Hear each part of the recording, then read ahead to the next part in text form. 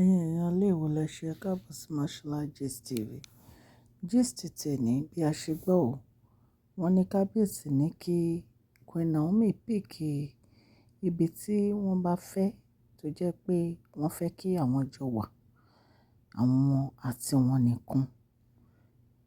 As i pé kí èèyàn kankan kó má wà pẹ̀lú wọn. Very romantic place. Wọ́n ní ṣe ni àwọn olórí wọn bara jẹ́ ò nígbà tí wọ́n gbọ́ ọ̀rọ̀ yìí. Ẹ̀yin èèyàn ilé, ẹ̀yin náà mọ̀ pé ó yẹ kí Queen Naomi kan padà sí inú palace ní ending of June, èyí tó jẹ́ oṣù tó kọjá lọ. Tó dẹ̀ jẹ́ pé kò ṣeé ṣe nítorí orí màálù èyí tí wọ́n lọ gbé sínú apartment wọn tí ò lè jẹ́ kí wọ́n return padà sí inú palace. Wọ́n ní ọ̀rọ̀ yìí ó ba kábíyèsí nínú jẹ́. Ó dẹ̀ jẹ́ kí Queen Naomi náà wà down. Ṣùgbọ́n kábíyèsí ní àwọn fẹ́ spend time pẹ̀lú ìyàwó àwọn, pẹ̀lú olólùfẹ́ àwọn, wípé kí Queen Naomi píìkì ibi tí wọ́n bá fẹ́ kí àwọn jọ wà, kí àwọn lè sinmi. Ẹ̀yin èèyàn ilé kan lè rest brain wọn, kó má sì stress àwọn olórí àti stress palace bí a ṣe gbọ́ allegedly nìyẹn. Tó bá jẹ́ pé lóòótọ́ gist tá ń gbọ́ òótọ́ ni o, ẹ̀yin èèyàn ilé, a ní ká mú wá, ká wá torchlight sí létí ẹ̀yin olólùfẹ́ wa.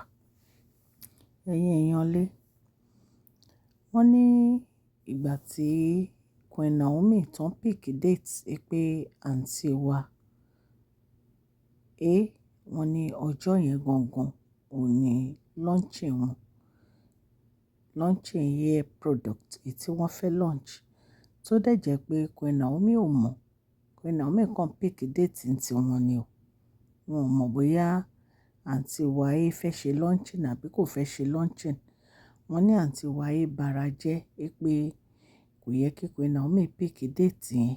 Pé báwo ni Queen Naomi ṣe máa pick date yẹn. Tó dẹ̀ jẹ́ pé ó mọ̀ wípé ọjọ́ yẹn gangan ni launching òun dẹ̀ fẹ́ kí kábíyèsí kí wọ́n wá sí London láti wá launch hair product yìí. Ṣùgbọ́n Queen Naomi ò mọ̀ bóyá ó fẹ́ ṣe launching products kankan. Àwọn kan pick date ní tiwọn ni. Ẹ̀yin èèyàn ilé, ẹ rí pé èyí tó lágbára. Ẹ jẹ́ kí n kí ẹ̀yin olólùfẹ́ mi ní ilé lóko àti ní ẹ̀yin òde wípé ẹ káàbọ̀ sí Mashola Gist TV. TV àtúndé bí a ṣe ń dé, a kí ọmọdé, a kí àgbà, ẹ káàbọ̀ sí Mashola Gist TV. Mashola dé o, àtúndé, àgbétútù dé, àmú gist alálùbáríkà wá fún yín lórí public gist, lórí royal gist, lórí celebrate gist. Mashola àtúndé o, àtúndé, Mashola Gist TV àtúndé. Ẹ káàbọ̀ sí Mashola Gist TV. Orúkọ mi ni Mashola, Yorùbá ni mo máa ń sọ lórí channel mi. Sọ̀rọ̀ nípa celebrity gist, royal gist, politics àti gbogbo nǹkan tó ń ṣẹlẹ̀ ní agbègbè orílẹ̀-èdè bàbá wa ní ilẹ̀ Nàìjíríà. Yín èèyàn lé. À ń sọ Yorùbá nítorí pé a fẹ́ gbàgbé àṣà àti èdè wa, àti fún àwọn tí wọ́n ní àǹfààní àti sọ Gẹ̀ẹ́sì, ẹ kàn sí wa ní Mashola Gist TV @gmail.com. Tẹ́ bá ní ìpolówó ọjà òkè ní ọlá yín á máa lọ, ọlá yín ò ní lọ ìsàlẹ̀ láéláé. Ẹ̀yin èèyàn lé, bí a ṣe gbọ́ nìyẹn tí wọ́n ní kábíyèsí, wọ́n ní kí Queen Naomi kàn mú ibi tó yẹ pé ó feel comfortable pẹ̀lú láti lọ spend time together pẹ̀lú àwọn. Pé nítorí pé àwọn fẹ́ kí wọ́n rest.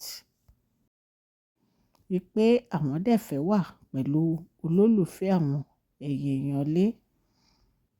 Wọ́n ní kábíyèsí ní ibikíbi tí wọ́n bá feel, wọ́n lè pick choice tiwọn. Ibikíbi tí wọ́n bá fẹ́, nǹkan tí kábíyèsí sọ nìyẹn. Ẹ̀yin èèyàn lé. Wọ́n ní èní kọ́ ni kábíyèsí ti máa ń fẹ́ wà pẹ̀lú Queen Naomi. Wọ́n ní ṣùgbọ́n ìgbà míì wà tó yẹ pé Queen Naomi church activity tó bá ní kò kí ń jẹ́ kí wọ́n ráyè nítorí gbogbo àwọn activities tí wọ́n ní ní church àti shop wọn. Allegedly, bí a ṣe ń sọ gist yìí lọ, wọ́n ní kábíyèsí ní kí ìyàwó wọn Queen Naomi kan pick a very romantic place tí wọ́n jọ máa lọ, tọ́jọ́ máa lọ cool head wọn, tọ́jọ́ máa lọ relax. Wọ́n ní àwọn olórí ń bínú, wọ́n ní àwọn olórí bara jẹ́. Ẹ̀yin èèyàn lé, á bẹ́tà káwọn olórí kan lọ jókòó ara wọn jẹ́ o, tí wọ́n bá fẹ́ ní heart attack. Nítorí pé ọ̀rọ̀ Queen Naomi àti kábíyèsí kì í ṣe nǹkan tán lè dá sí, kò dẹ̀ ń ṣe nǹkan tán lè tojú bọ̀. Ó bẹ́tà kí wọ́n fi Queen Naomi sílẹ̀ àti kábíyèsí kí àwọn méjèèjì enjoy wọn ara wọn. Ṣùgbọ́n èyí tá à ń gbọ́ nípa àǹtí wa ń bínú, àǹtí wa nítorí pé ọjọ́ yẹn ni ó fẹ́ launch hair product. Èyí tó dẹ̀ jẹ́ pé Queen Naomi ò mọ̀, wọ́n kàn pick date ti wọn ni. So gist tá a gbọ́ ní ẹ̀yin ará ilé, ta ní ká wá fi tọ́ yín létí. Àmọ́ nǹkan tí àǹtí wa rò tó fi rò pé bóyá Queen Naomi mọ̀ọ́mọ̀ da ọjọ́ yẹn rú fún wọn ni. Meanwhile, kò rí bẹ́ẹ̀. Ṣùgbọ́n tá a bá tún gbọ́ update gist a máa mú wá fún yín. Mo kí gbogbo etí tó ń gbọ́ mi ò ní ilé lóko àti lẹ́yìn òde. Ọlọ́run Elédùmarè á bá mi gbọ́wọ́ yín sókè o. Òkè òkè ni ọlá yín á máa lọ. Please share this video, like and subscribe. God bless you all.